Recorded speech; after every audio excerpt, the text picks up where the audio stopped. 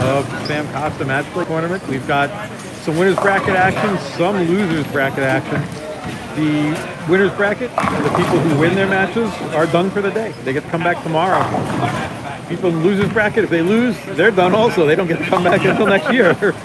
But if they win, they get to have another couple of matches today until we can get down to that final 16 players who cash in the tournament and all come back tomorrow. But for now, we've got a lot of great matches here. We've got a lot of best rolls and floor on these pairs right now. So yeah, right in front of us, John Rakowski, Larry Brand, probably one of the marquee matchups so far in this round. We just did a fresh re-oil. They stripped and oiled the lanes, so the lane conditions out there is the same as it was when we started the event this morning. It's a 3.5 to 1 pattern, so it's not a flat pattern, but it's not a house shot either. And it seems to be pretty fair. Like if you make good shots and you're playing in the right place, the scores are there for you. AKA Chris Felker, 600. Yes, AKA Chris Felker, who threw the front 24 out of 24. So, and he's still bowling. He's around here somewhere, down there.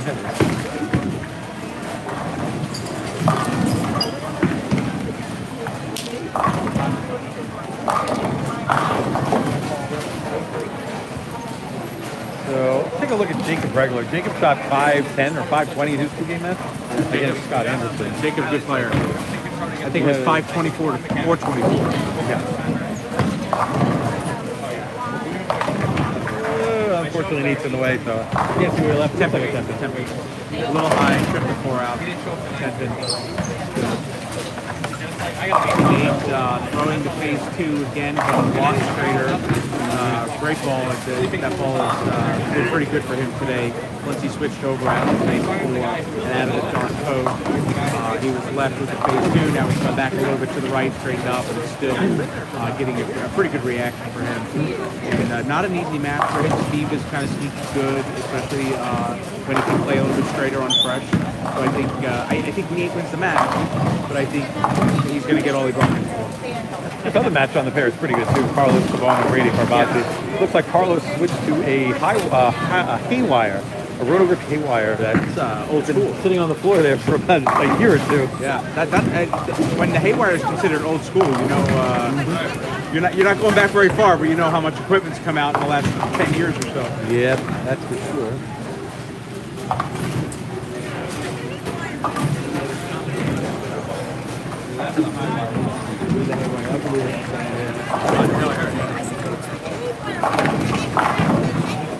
Oh, it's a haywire. I saw it on the floor a couple weeks ago. Old haywire, yeah. Yeah, the blue and yellow one.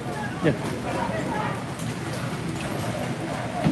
And another decent match over there is the Cheney match. Rich bowled great. I think he shot 5-0 last set. So, you know, watch out for Rich. Rich can play.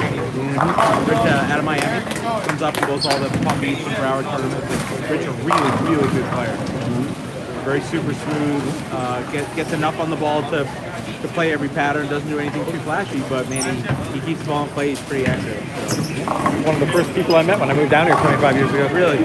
Yeah, I went down to sub at Don Carter Lanes in Kendall. That was for Brian Mano? Thank you, Nick Garcia. And yeah, the league that I subbed in, he was one of the bowlers in the league, so he was one of the first people I met.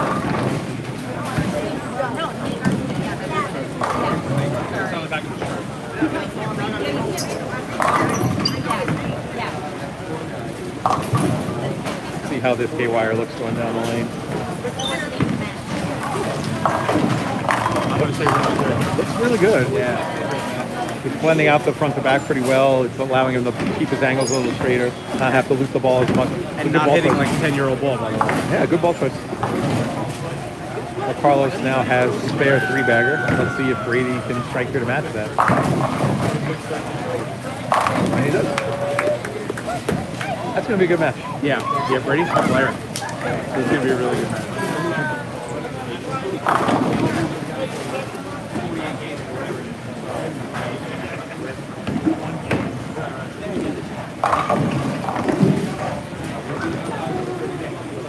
Again, this is a 2 games total pins match. It's not best of 2 out of 3 or anything like that. So it doesn't really matter who wins the first game. It's just your total pins.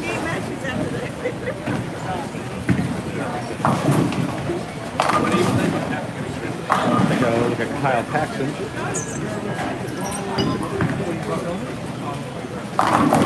And a little high, leaves a 4 pin.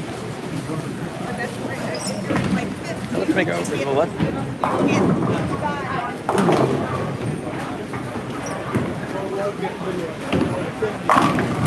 A good match with Garrett Thompson bowling Jasanoff, one of the 3 lefties left in the field. There's 32 bowlers left here. That's the 64 we started with.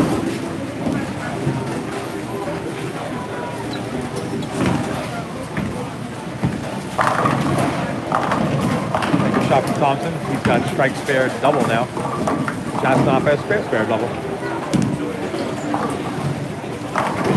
See that scoreboard.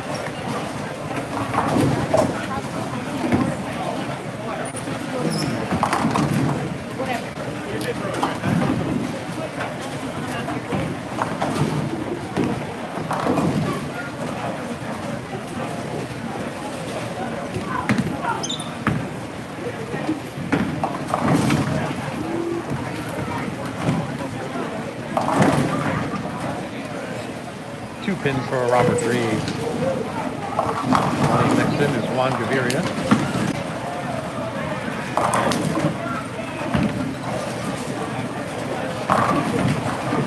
Strike. So it's interesting. That's more what I expected from him the first time around. Yeah.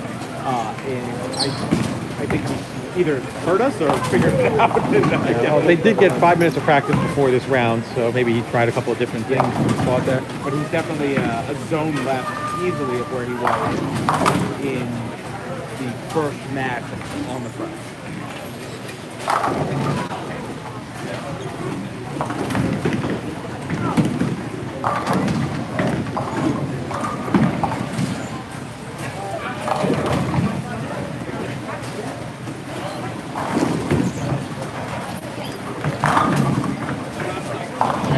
Felker with a strike, one of his few strikes this game, which is the first time we've said that today. He's got open, spare strike, Felker. But his opponent with spare strike, open strike. So his opponent is Tony Giuliano, so that's going to be a good match. And Tony shot 504 his 2-game set last round. So Tony, a southpaw staple.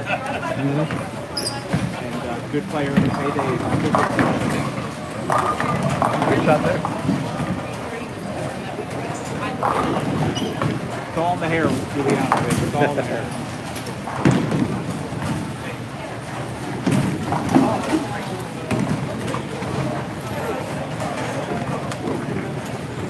Richard Cheney up on lane 28, looking to put up a 3-bagger, and he does. So we're mostly at the point in this tournament now where most of the people who couldn't figure the pattern out aren't alive anymore, so we should start to see the scores come up as a whole, because all the people bowling have won multiple matches now. Yeah. You're going to see that rare match where the person couldn't figure it out on fresh, got a few matches down the road, and bowled a lot better when they opened up, and now they're back on fresh. So you'll see a couple of guys probably not bowl so great only because they didn't do so great on fresh, and they're probably fishing for a few things. But other than that, like Jeff said, you're going to see a lot higher scores across the board, not necessarily just one or two particular people. And Brady leaves the 2-4-5. You can see that match with a lot of strikes being thrown. Carlos Cabon with spare 5-bagger. Brady had spare 4-bagger and leaves that 2-4-5. So Carlos with a little bit of a lead now midway through that first game.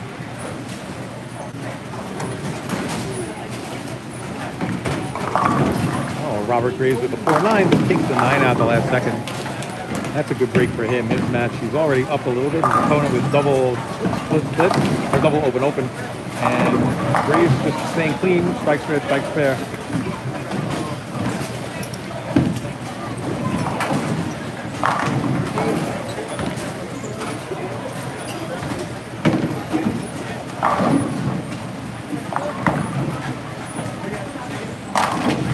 Regular with the strike, that's a triple for him.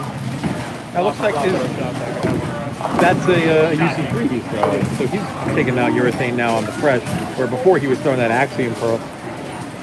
It's interesting because that UC3 is a pretty amped up urethane. Take it as a whole. I mean, it hooks a lot for urethane gloves. So somebody with Jacob's rev rate, such a decent hand, not really surprising that he's trying to close his angle a little bit, stay out of the right-hand side. As you know, if you saw his fourth frame, but he's jumping in this right, barely took the head and taped them all in. He's definitely trying to keep everything in front of him a little bit. Garrett comes up a little high, leaves that 4-pin. Fortunate to get the 9 out.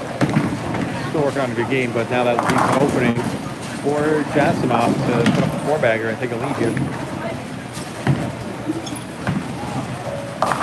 And he does not do it. Right through the face. Yeah, it looks like swing around that one pretty hard. Let's walk down there. I see Andrew Malone on the last pair getting ready to bowl.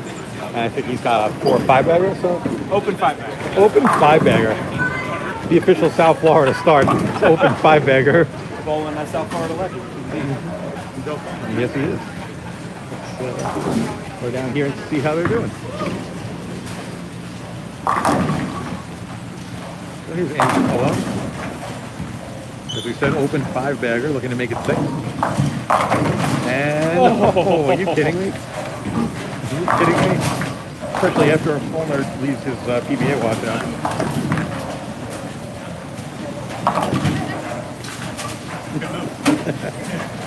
Hey, do you want A-class movie right there. You want to make a bet that you don't lose by 100? You want to make a bet that you don't lose by 100?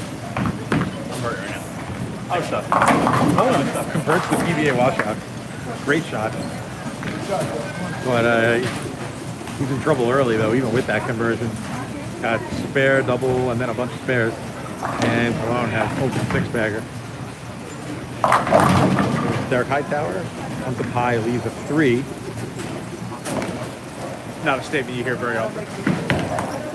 Comes up high and leaves a 3. Jeremy Mooney, one of the lefties who are left in this tournament.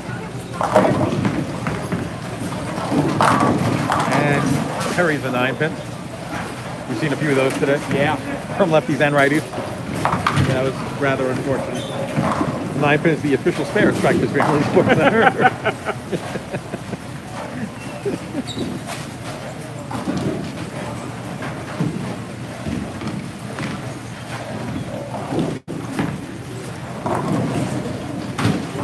Mooney converts the 9-pin somehow. I don't think he hit it. I think the air knocked that one down. I'm going to go with the air knocked that one down. Did somebody open the door over there? We get a little bit of a breeze. Yeah, we got a little bit of a little extra breeze.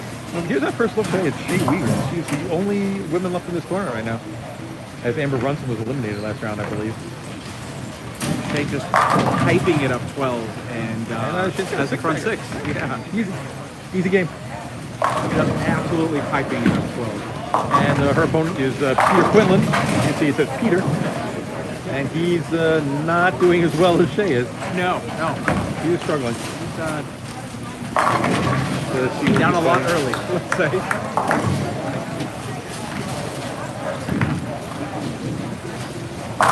Good shot there. So let's see if he can get something going starting from that.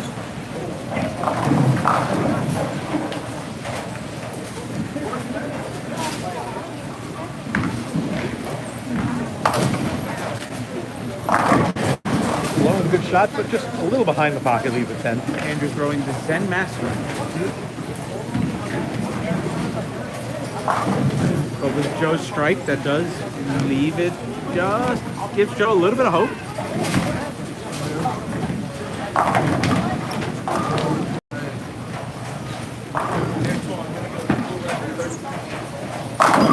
Mooney with the strike. The wind did not knock those down. No, that was all power. That was all power from Jeremy Mooney.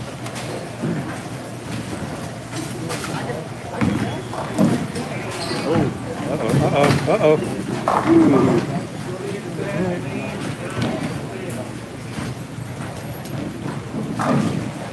Here's Mark Book back after his hour-and-a-half break. And he strikes. Struggling a little bit early, but He's got 100 in the sixth. But his opponent is 91 in the fifth. So his opponent is John Huff, it looks like. John Huff. Here's Dorano Hyatt.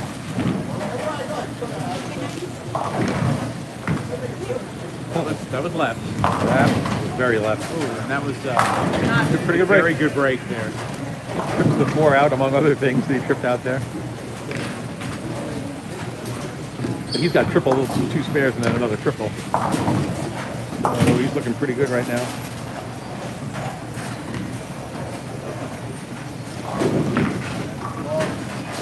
Cologne with the old Wichita windmill.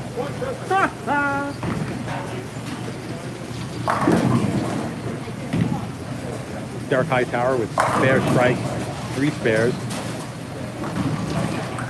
That ball's in also. Costa, hold on. 6-10.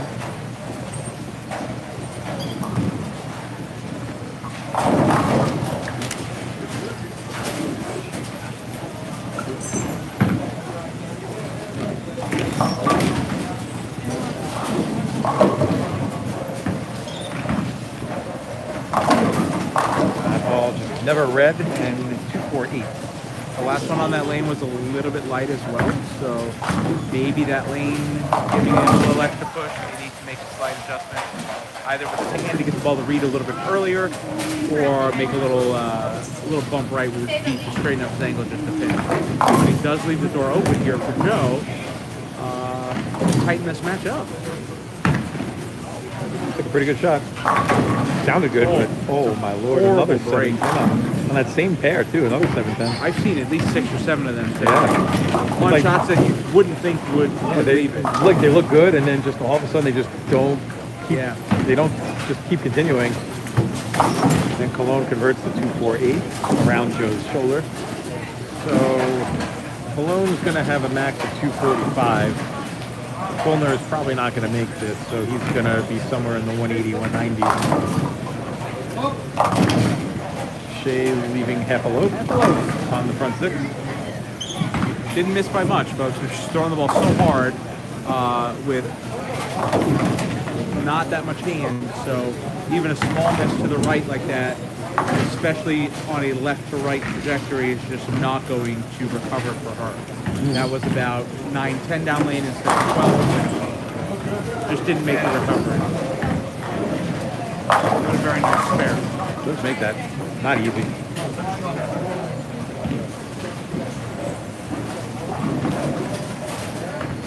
And higher with Wichita windmill. Got a couple of balks here back to back. So Mooney will get up, and he's in the 9th frame. He's got a max of 243, but Dorano's max is 267. So Mooney's going to need these strikes. It didn't look like he liked it. Yeah, but he I got didn't it. like it, folks, but you kind of know when Mooney doesn't like it, it's probably going to be 10 back.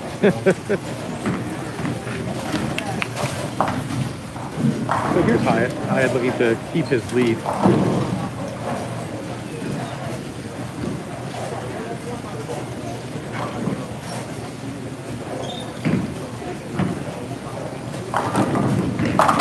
Great shot there.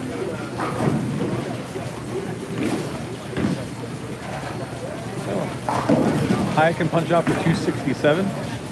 Mooney only can get 243.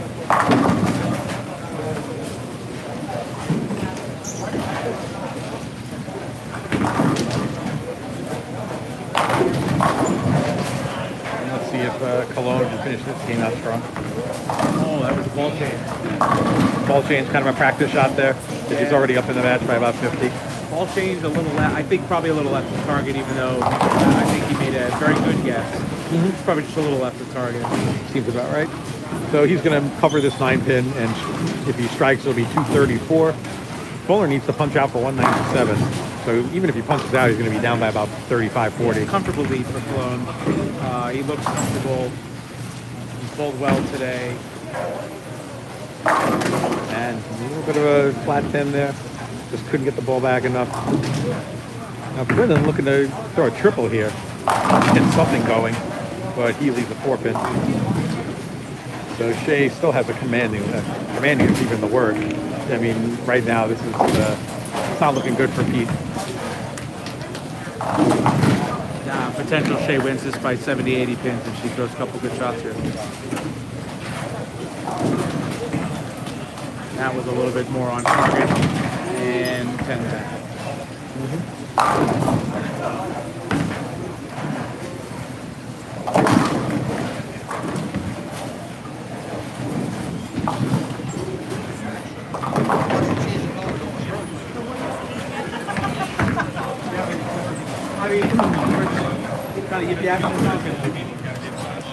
Okay.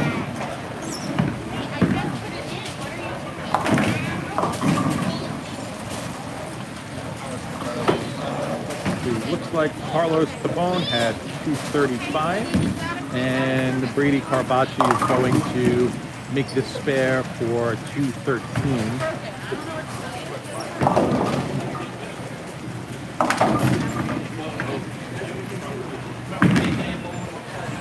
Von Gavira shooting at the 7 pin. He's got 162 in the 8th, and he makes this spare in the 9th. He can max at 212, but his opponent, Jacob Bregler, can strike in the 9th and 10th for 250. Covers the spare, you can see the scores here. Jacob Bregler looking at a 250 game, he can strike a couple more shots. With Juan only, he can punch out for 212. And kind of the same on the match underneath them. We've got, that's a 260 max. And it's an all-spare game. I mean, you're going to need some strikes if you're going to win this tournament. Bregler throws his shot, comes up a little light, and leaves a 2-4. So that's going to put him down to around 230, 240. Nate Garcia comes up light, leaves a 2, doesn't get the roll. But he's still up on his match by 30.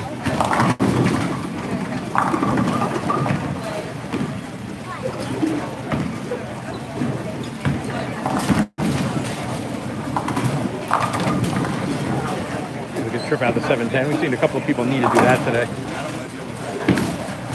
Regular trips on the approach. Still makes us 2-4 though. He almost fell.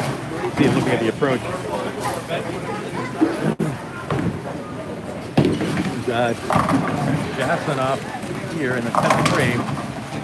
He's a 10 pin on his still ball. Shoots 223.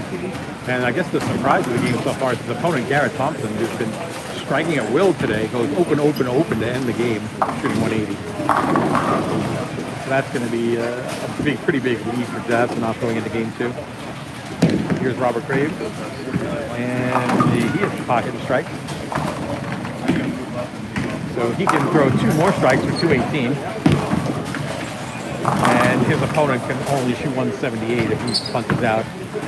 So Robert Graves is going to take about a 40-pin advantage in this game.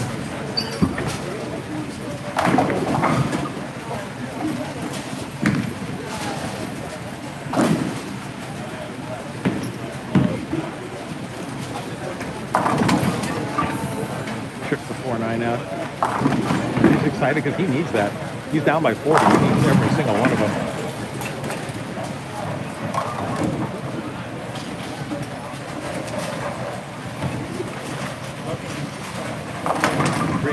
Get it? No, not going to get the roll in the 10th. So he's going to shoot 207. His opponent's only going to shoot 160, 170. So he's still got a 30-40 pin advantage going into game 2. As we see, Giuliano's shot 204 the first game. Strikes on the first ball in game 2. And it looks like Felker only shot 190. So Giuliano's actually up by 9 pins or so going into game 2. We repeat that? Felker shot 190. That's not something we've heard at all today. No, we have not.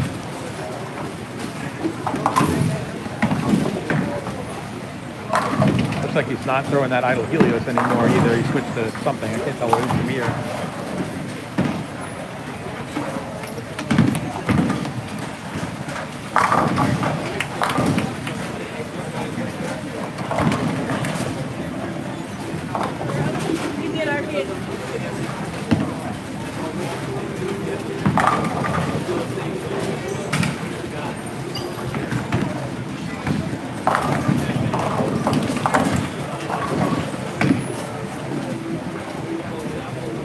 Jacob's going to take about a 39 pin lead here in his match. Cheney dominating his match right now. And on this pair before, Garrett's down 43 in his match, 180, a little surprising. Kind of fell apart at the back part of that game. Hopefully he figures something out. Regular crossing over and the fill ball.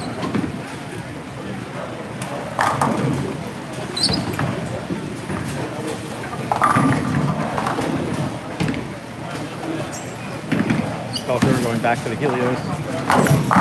And strike. Kind of shocked he went away from that, considering.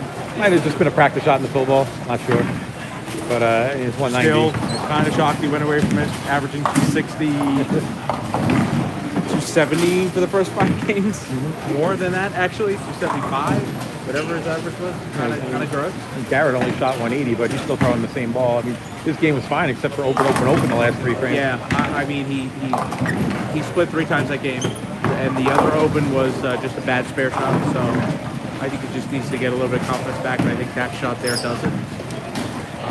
He's, for all intents and purposes, he has his, and I say this lightly, he has his easiest match of the day, although Jasanoff is no slouch at all. Has his easiest match of the day, and still though, he's got to shoot better than 180 to get past it. That's for sure. And that stop was a big 4. Yeah, that was way right of his target. And like you said, Garrett down 43, but making up half of those pins in the first frame already. So Yep. we'll see what happens. Mm-hmm. And Giuliano looking to cover that 248 that he left. He's lucky he tripped the 10 pin out there. So he covers that. Stays clean through 2. That's not throwing one-handed at the spare. I didn't know he did that. I've been watching him shoot his corner, his 7s and 4 7s, and one-handed at those. Yeah, like Oscar. Yes. With half the speed. Ish.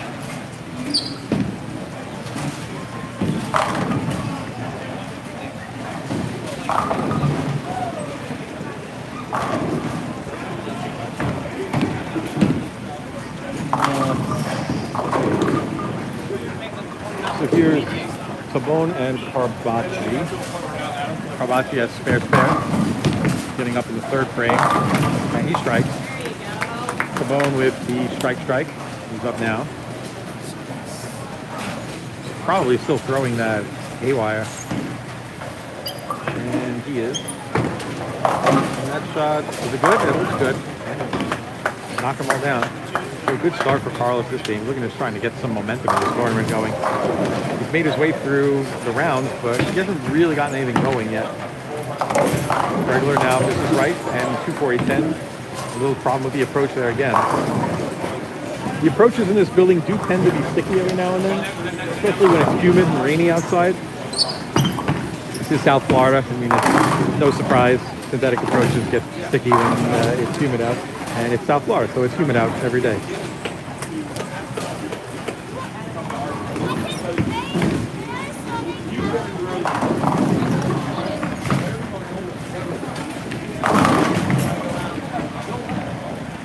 Lanzaviria with the strike there, trying to get some of these pins back.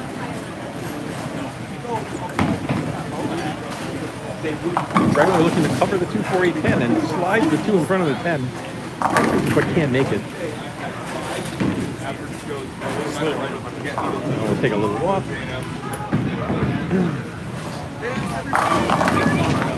Got John Rakowski with triple to start game 2. And looks like a wobbly 9 pin. A little high. He's got the 4 out late. Carlos Tabone with the 4-bagger now. Kyle Paxton has strike and then spare. His last 2 shots have been 7 spare, but this one's in the pocket and strike.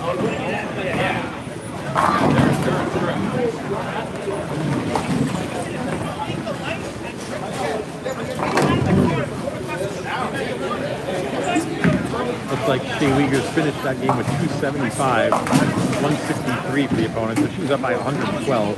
So that match is probably over.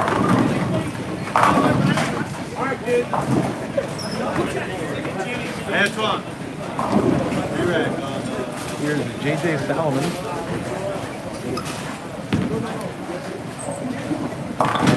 ball's a little high. Needs a 4-7.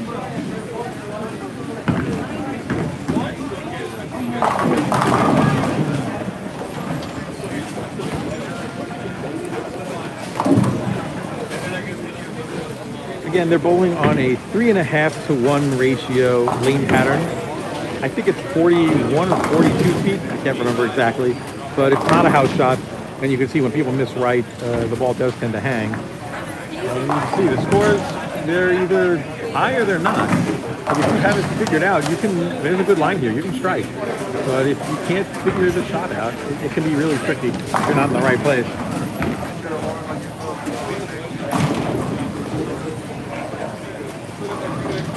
Mark Book shooting the 3-6-10.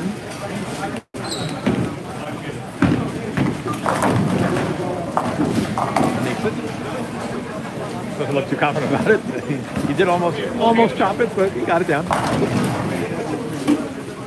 Larry Brand already playing pretty far left.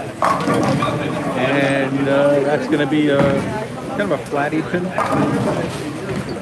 Not look good enough. Probably could have struck there.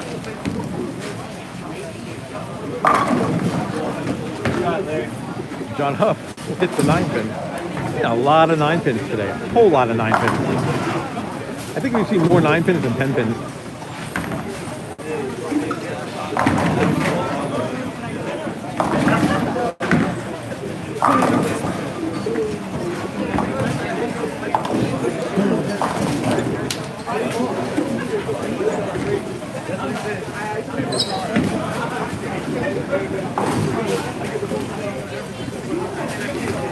Uyghurs starting off game 2 with another strike.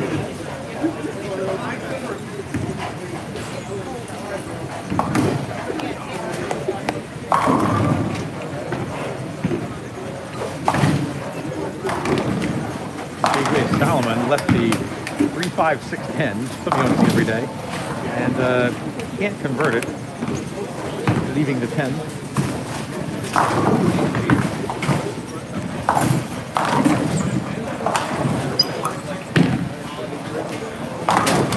Kyle Paxton with the lofting it already, even though he's not playing over the gutter, but he's playing pretty deep.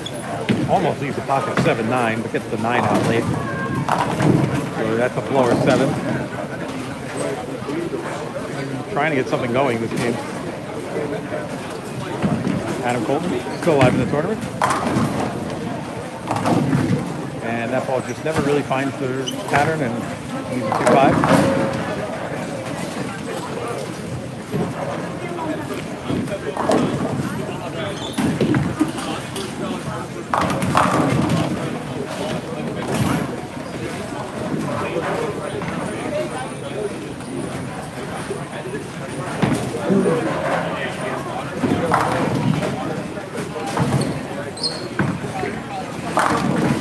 Good shot there from John Huff.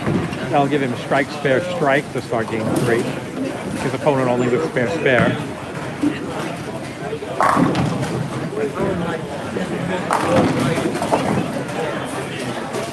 Let's see how Kyle Paxton reacts after that 7-pin.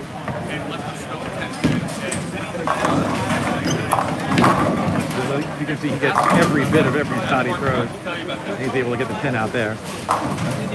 But struggling this game. Strike, spare, spare, spare, strike, spare, strike. Not really able to get anything going. And his opponent now, that's going to be a triple for Brian Murphy. He's got spare, strike, spare.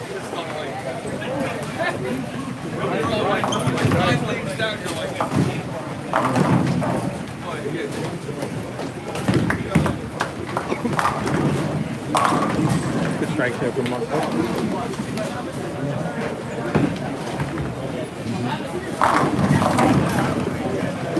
Costa with another strike.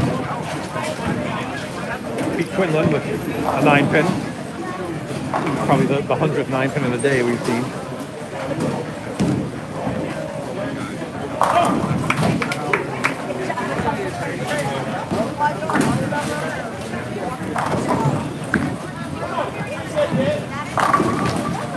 Good shot there from Brand. But he's really not able to get anything going right now. He's got clean game. got strike, spare, strike, spare, strike. But unfortunately, his opponent has triple, spare, triple. Opponent, of course, John McCoskey, one of the best bowlers here. Murphy misses the head bin. He's the 1-2-4-8. So Paxton now with a chance to make up some ground in this game.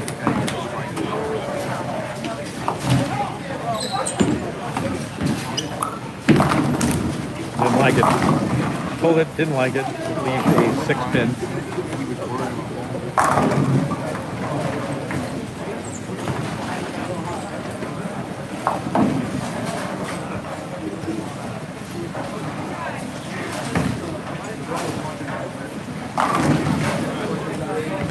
Good shot there from Mark Cook, but just not able to get the 7 out. Carvacci now trying to get something going. He's got spare 5-bagger. His opponent Carlos Cabone with 4-bagger split strike. So both these guys striking a lot.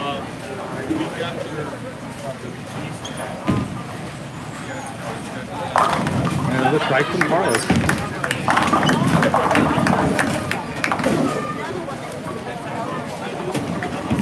So now here's Nate Garcia in this match also. So triple open double and triple spare double.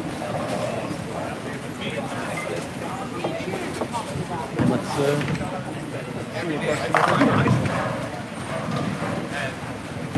I knew, obviously, he was. I kicked him out of the bowling center at least twice. Looks like he's gone back to that phase 4. Good shot there. So that's triple spare triple for Nate. One of the amazing bowlers.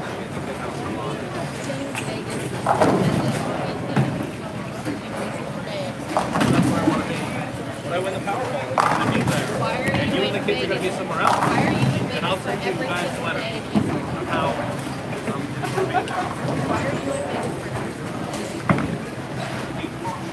I don't know if you talked about Jacob's switch to the Axiom Pro. I just noticed that's the ball he was bowling with a couple of rounds ago.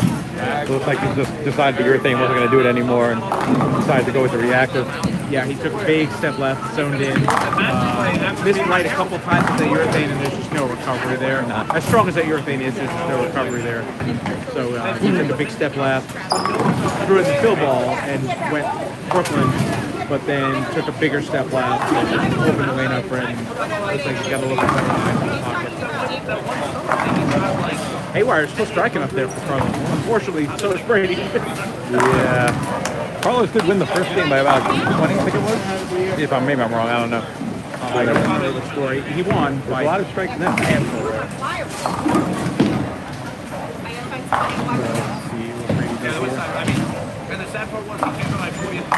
He liked it, and he got it. That's a 6-bagger.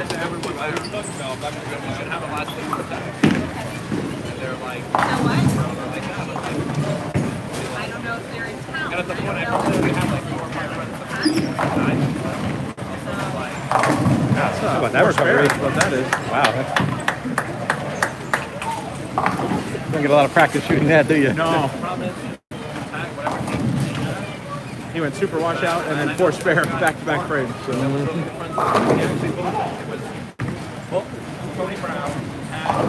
It looks like Devin went on 30. 15 Garcia's up on 29. And he likes it. And that's a strike. So he's got a lot of strikes on 29 and 30 right now. A lot of strikes. Tax started to be one EPA stop at Take a look at Richard Cheney. And that's a strike for him. Now, yeah, we're getting to the bowlers who have figured this pattern out. Like fake people got to be like that. And tax people up to me like I forgot what the fuck the problem is. Here's Bregler. We'll take a look at him throwing that Axiom Pearl again. My best friend, he got pregnant by one. So she's gonna make me up to that diver because of my friend. And he was like, all right, cool. Yeah, that ball looks really good for him right now. Yeah. Definitely able to open up his angle a little bit. A lot more sharper reaction with that. He was always at the strip club. Every night he was at the strip club. He would have like pictures There's gonna be like stack of money for his drinks in front of him.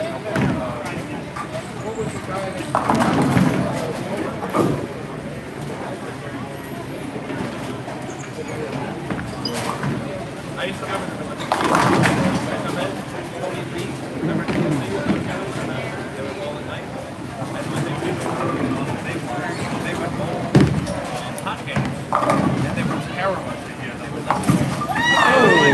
Brian Murphy Version by Mr. Murphy. making that 4-7-10, and that's pretty much going to wrap this match up. As I think he believe. was up by quite a bit in the match anyway. I don't Yeah. think he actually needed to convert that. But And that's it's a big elimination. Kyle Paxton won this tournament twice already. yeah.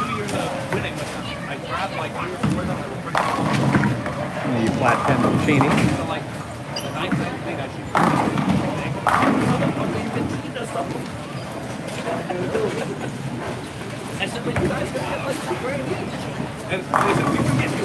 We don't tell anyone else. That miss by Steve pretty much ends this match with Nate. So we will have Nate moving on there. And then the Prince of the Prince, they were both out.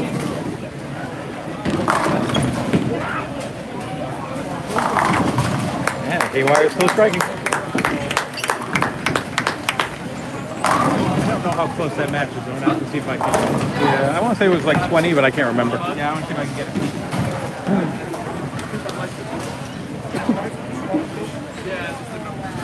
Actually, Cheney misses the 10 pin. Very uncharacteristic.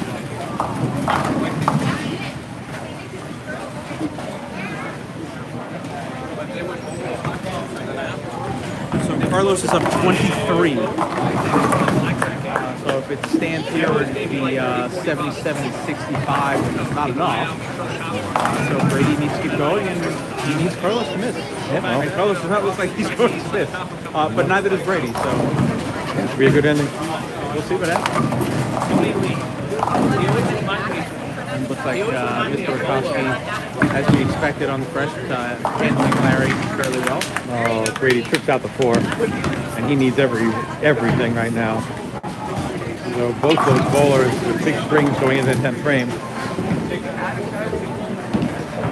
Like you said, a lot of high scores from some of the better bowlers that have navigated their way here. Nothing under, low score on this pair could be 230 for Steve, and that's only because he missed 2 spares. Yep. But then, if you don't understand the bowling, how often we all had the NBA and all that kind of stuff, and then the NBA, but all of a sudden, like, probably 3, 4, 5. Garcia keeps that string going. So he's now got a 5-bagger as well. He can shoot out for 279. And the Masters was the smartest because he ran his finals at the end. So he made any of the other ones, all the finals to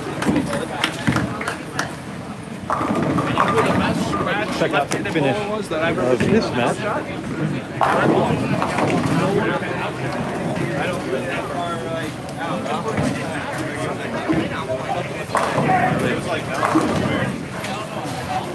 That's like 2 strings. So just Carlos, Tabone, 10 string. A strike here would just about lock it up. But he does need this one. And it's a little light, and 2 pins. A little light for the 2 pins. Nice, very lucky he got the 10 to go out there. Very lucky. That could have been disaster, but his max score is 244. Brady can punch out for 277 and win this match. 2 games, total pins. But Brady does not. He leaves the 6-9-10. So his max is now 254. Carlos just makes this 2 pin, and this match is over. And he does. So Carlos Tabone advances to round 5.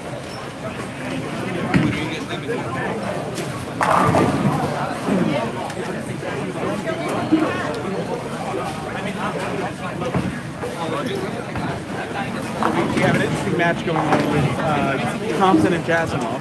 right, So let's Garrett is down 40, 3 pins. Okay. And if they both punch out, Garrett wins the game by 42, which means he would lose the match by a pin. Oh, man. Okay. So we have Jasanoff up in the ninth. Jasanoff cannot lose if he gets them all. Garrett needs them all. That is in. Very in. And that's Jasanoff coming off a double and then a whack 7-10. So massive pressure here. And Garrett throws a strike. And he labeled that last one. So I would expect nothing less here. Kind of pounce on the kid.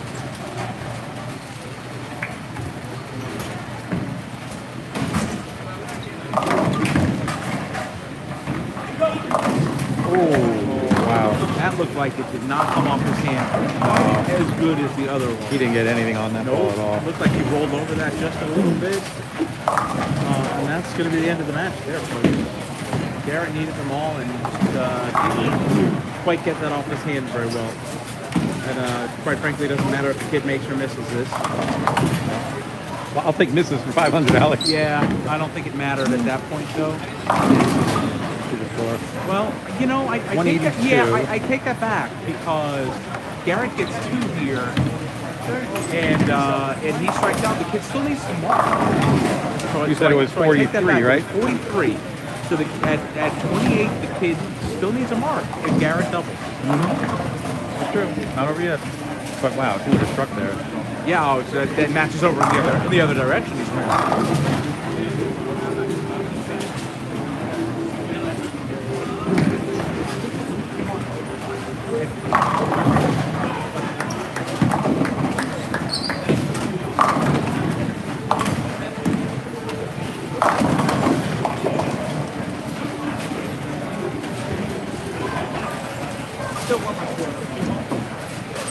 So on this match over here with Felker and Giuliano, Felker went back to the Helios this game, and in Felker fashion, a little bit below his tournament average at 257. So he does make it past Giuliano,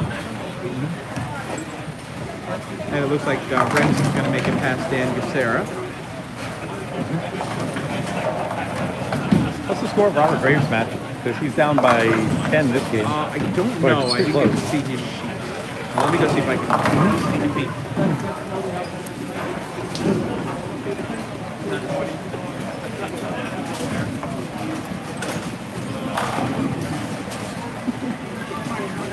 Graves is up 32. And he's down by 10 in this game. And there's the mark for Jasper, so that's going to be it. All right, and I'm out to go right to you. Yes, sir.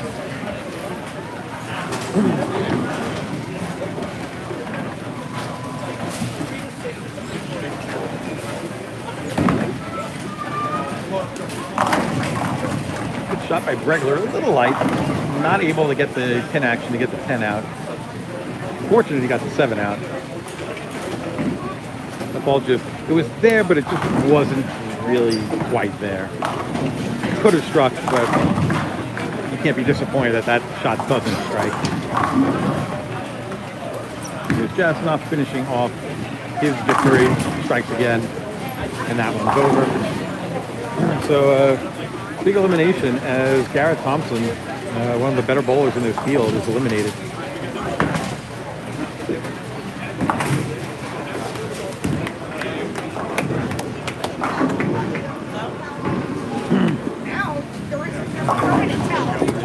Go back down to the other side of the bowling shop.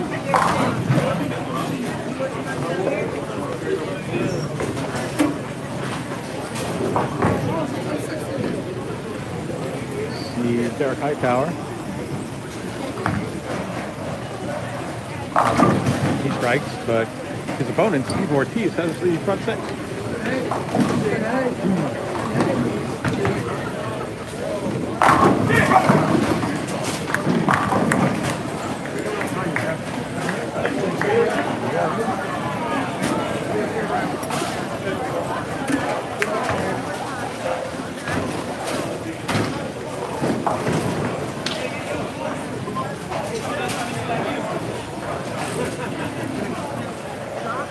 See if Ortiz can make it 7.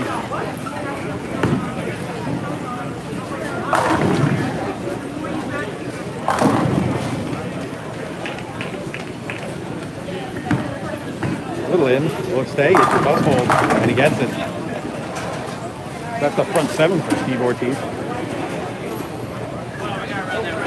Yeah. Yeah, fast on that one.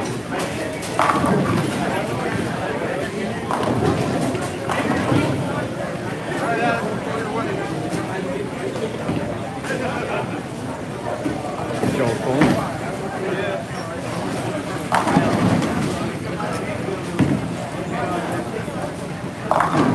So here's Shea Uyghur. She's up by 100, so this match is pretty much over. She's at 10, but as you can see, this match is over. No matter what Pete Quinlan does, he's not going to win this game by 120.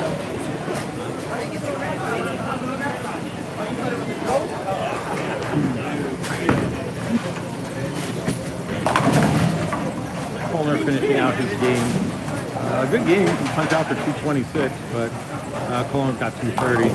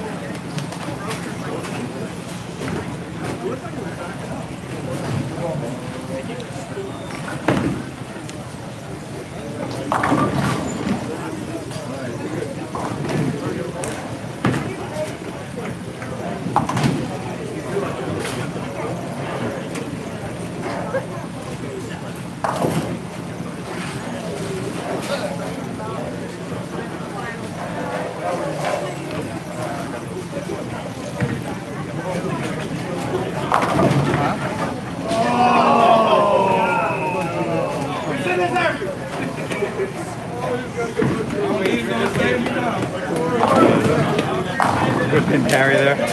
Is the understatement of the year. But Ortiz still has the front 7. I don't expect he'll be phased that much.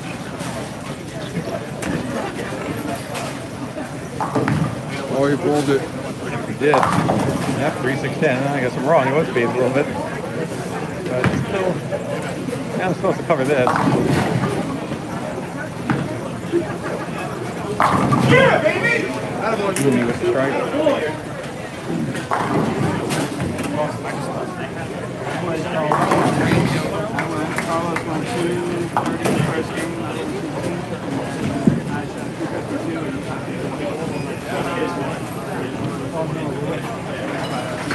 saw you strike on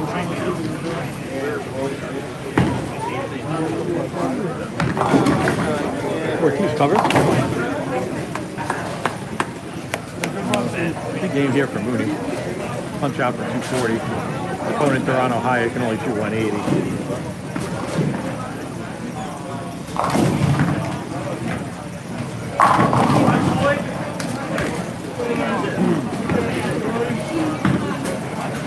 Jeremy Mooney, who once told me he never bowled good in this bowling center.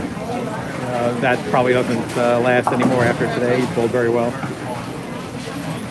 Thanks for the streaming, Jeff. You are welcome. I'm glad that I could do this a little bit. It's such a fun. And hopefully you guys get to see some cool and good bowling today. We've already seen Chris Felker shoot 600 for 2. We've seen some pretty good splits made today. We've seen some good pin action. And we've seen some really, really close matches, which is all you can hope for, really, in a match play tournament.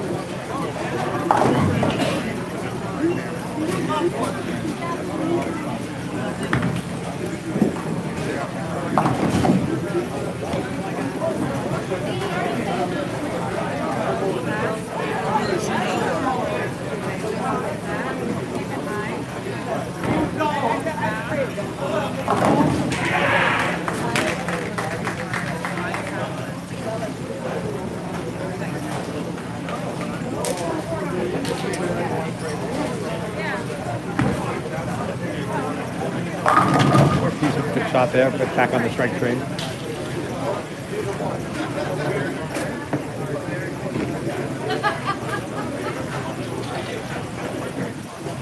This is pretty much the last match still going. There's a match down, a couple of pairs down that's finishing up their 10th frame. But we'll stick here for the end of this Dark Hightower. Pulls it a little bit, and it just doesn't hold. Leaves that 4-6-7. He's sleeping right next door. Actually, my draw was the same.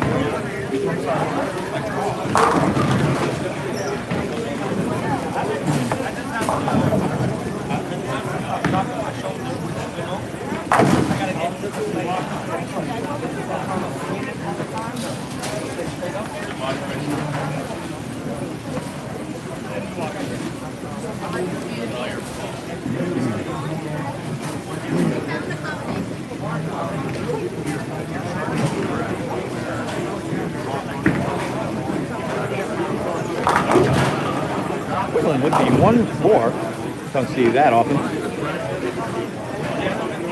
Now here's Shea Wiegers finishing up her match. She, like we said, shot 270 the first game, so this match is over. She's just finishing out her 10th frame.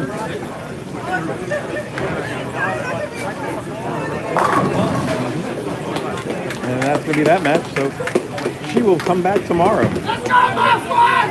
Yeah, camera focused on her the rest of the time. She keeps striking, I'll have no choice. This is the first one. 75 is impressive. I got a few shots of that 275, don't worry. He was over there last Thursday. Because two guys from my job retired, so we went over there and we trained. So we was there for quite a while and everybody was happy. Hey, you can't go wrong. I got a picture of you playing for $8. It was cool.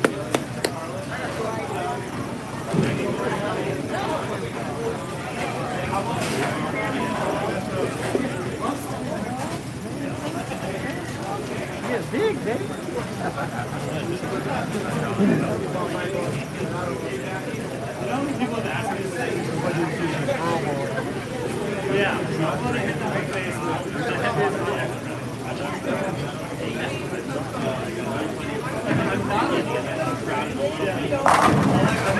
A triple to finish the game for Shea. It's going to be a 2-0 to go with her 275. Here's Hightower finishing up his game. Strikes there.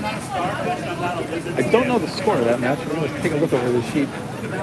Looks like Hightower shot 177 and Ortiz shot 152. So Hightower had a 25-pin lead going into this game. But even if he strikes out for a 215, it's only going to give him plus 40. And Steve Ortiz is going to be well above that because he's going to win this game by more than 25. He would have to shoot 240, but well, let's see. So he was down by 25. Hightower doesn't strike, so he shoots 205.